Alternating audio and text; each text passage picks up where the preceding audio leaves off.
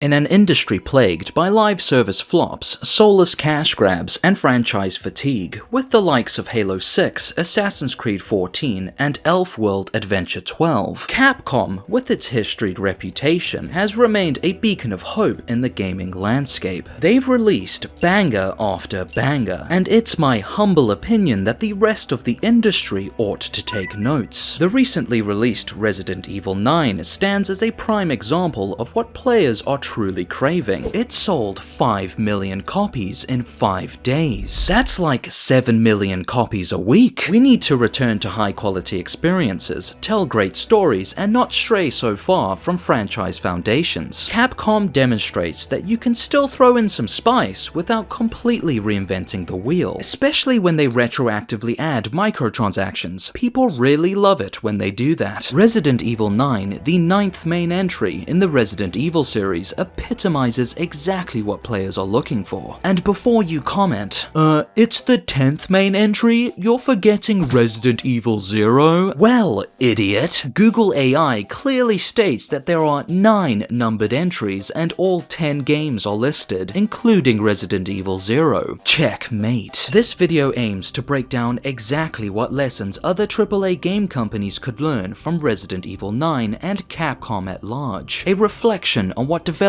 need to do today to seduce success, in the hopes that success gets horny and they can breed success to make success babies in the form of video games. This time, Capcom didn't just create a good game, this might actually be the greatest Resident Evil so far. And you can trust me when I say it's the best, because I'm a series veteran. I've played pretty much all the Resident Evil games that matter, like RE2 Remake, for like 3 hours. Okay, I've been caught. The old games are too yucky for me. It's the controls. I hate how, when I turn the analog stick, the character turns in that direction as well. Completely unintuitive. So my forte has always been the more modern Resident Evils. Like RE5, I've played through it a dozen times with friends and siblings. RE6 as well. I beat RE7, and Village is a guilty pleasure of mine. Until I kill Dimitrescu, then I lose all interest. So yes, I'm basically an expert.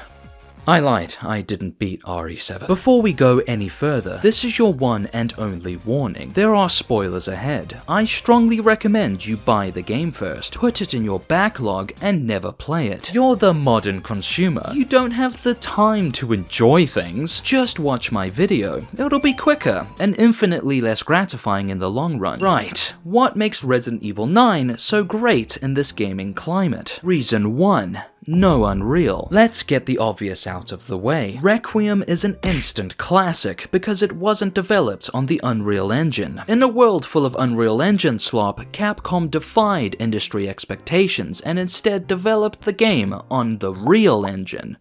An apt name, because RE9 is real as fuck. Our main character, Grace, an FBI agent who is a Zoomer born in 2004, never makes eye contact and is terrified of social interaction. Who are you? This is, you're,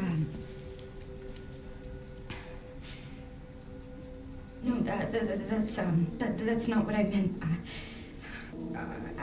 Now that's what we call realism. Her and her mother rudely shine their torches directly in this man's face, resulting in his death. The ray-traced lighting realistically blinded him so he couldn't defend himself. And a grand total of 2 black men are relegated to side characters that occupy 1% of the screen time. And if mainstream media has taught me anything, it's that people of color don't exist very often. So it's basically the most realistic game ever made. Ironic how the industry consistently fetishizes realism, while the developers frequently opt for the game engine literally named for how unreal it is. So learn your lesson, Epic Games. If you want Fortnite to succeed in this anti-live service climate, follow Capcom's example and put your game in a more realer engine. Speaking of things that aren't real, Reason 2. Sam Raimi. You know, the guy that made Evil Dead, Drag Me to Hell, and the recent Send Help. His movies are cheesy, spooky, and entirely focused on fun. Incredibly self-aware works of art that don't take themselves too seriously, but still exemplify the greatest the medium has to offer, just like Resident Evil, which made him the perfect candidate to direct a Resident Evil game. That's right, he made this game. Every moment, each twist and turn just oozes Spider-Man. Just like Peter Parker, Grace is bitten by a radioactive man. And you know how the rest goes. She becomes feverish, has a good night's sleep, awakens with the powers of a man, and takes on the alter ego, Man-Woman. Grace gains the supernatural ability to think, cut things, and find doors. All things only men can do. These abilities aid Grace throughout her entire journey, and the game is arguably unbeatable if you don't regularly use them. What can we glean from this element of Resident Evil 9? It should be obvious to the industry by this point. We need to hire film directors to make our games. Audiences clearly go gaga for cinematic quality. They hire CEOs that have never touched a controller, so why stop there? Games have been trying to be films for decades, and for some reason these companies keep hiring gamers. This guy should not be making Halo. We actually want to save gaming? Get Timothée Chalamet to do it instead. Reason 3. It's 2 games in 1. Now, I did miss the intermission between Man-Woman passing out and waking up, where you play as the fan favorite, Leon Kennedy. He is her foil, her counterpart. They go through a similar character arc, reaching some form of consummation by revisiting their respective pasts. It's why the game is subtitled Requiem. And you might be thinking, because our main character's stories are paralleled, Leon would have woman powers. Unfortunately, not in this game. You see, Leon did have these powers in Resident Evil 4. He had the ability to suplex Spanish people, know exactly how to act in social situations, women, and to look sexy with a tramp stamp. All things only women can do. However, here in RE9, he's lost said powers, because at this point in his life, he's been bitten by countless women. He's immune. It's the only disappointing factor of this game. No more suplexes, not a tramp stamp in sight, and his quips are genuinely crap.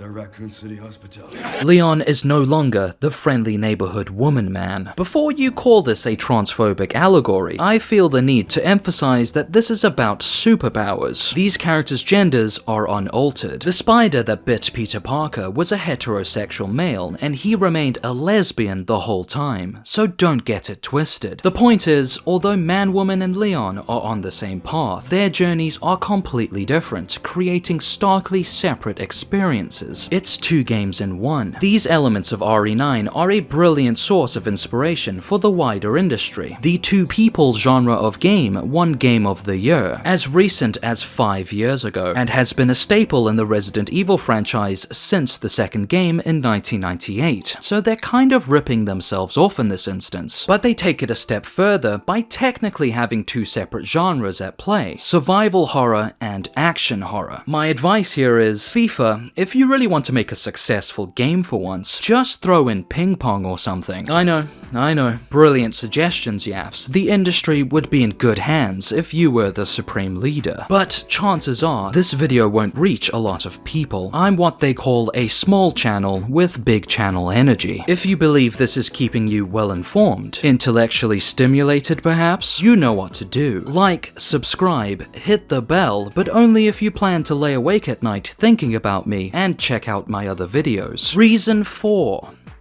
Urine. Leon's on the prowl for a cure to his and his handler's disease, and after discovering many dead bodies with similar lesions, he ends up following the same paper trail as Man-Woman, a paper trail orchestrated by the notorious Spider-Man villain, the Lizard. The rest of the game consists of Leon and Man-Woman uncovering what this guy is trying to achieve, and it all culminates in a MacGuffin thingy called Elpis. This is Spanish for the piss. Discount Wesker, a guy who's also in this story, and the lizard wants to use the piss to control people's minds. But it turns out that was never what it was designed to do. It's actually a cure to all umbrella viruses, including Raccoon City Syndrome and the T and G viruses. I'm glad the world's umbrellas can finally get healthy, and this is somehow made possible utilizing stem cells from these piss babies. If you pick the release Elpis ending, Man-Woman cures Leon of his disease. One of his parents must have been an umbrella. Discount Wesker also takes a dose not knowing that it'd remove his umbrella powers, and our heroes have to prevent Elpis from ending up in the lizard's hands, because he'll probably make it too expensive for the average umbrella to afford. Grace is one of those piss baby clones, by the way. Man-Woman's a piss baby. That's canon.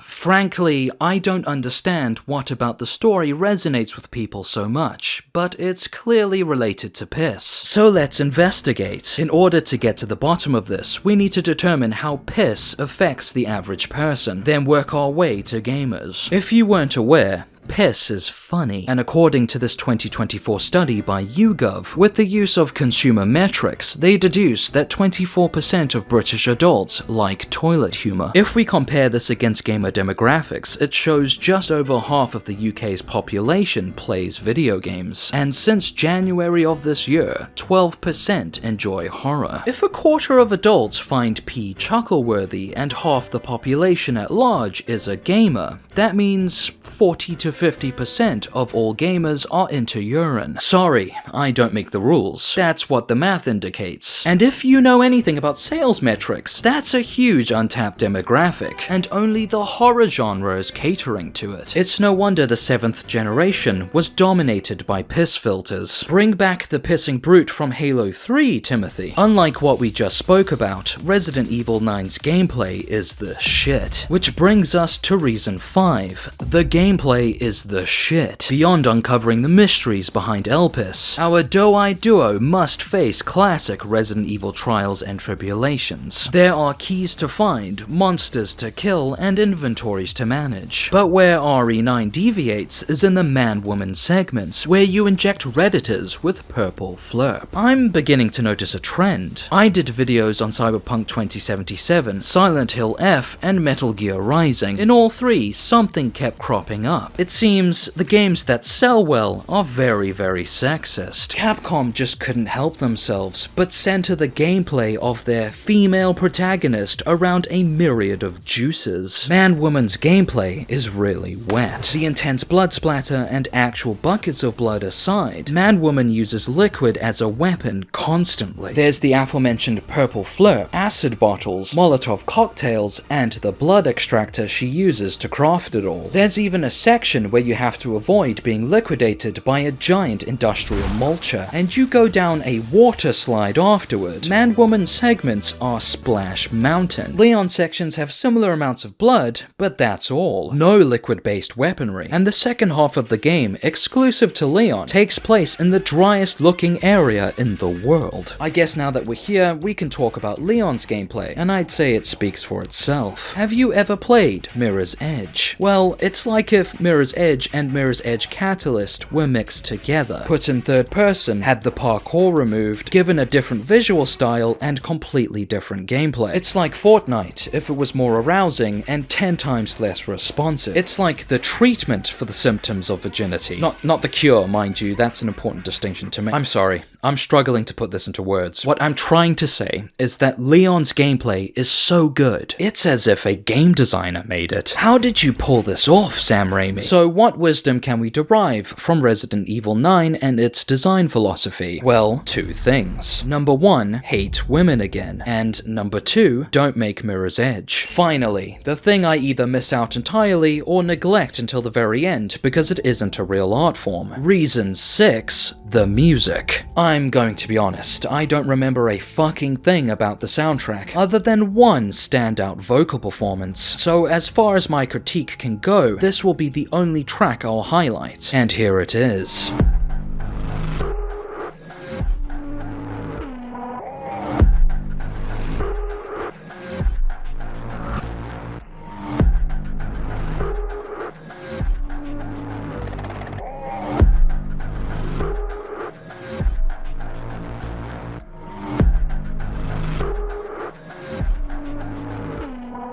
id Software, Microsoft, I'm glad you fired Mick Gordon. The guy didn't even sing. For your future OSTs, you should collaborate with Pufferfish. It has finally made its video game debut, and it's produced the only notable track in Resident Evil 9. Gamers are demanding this. I'm demanding this. Need I go on? In conclusion, Pragmata looks awful. Don't copy Capcom, they don't know what they're doing.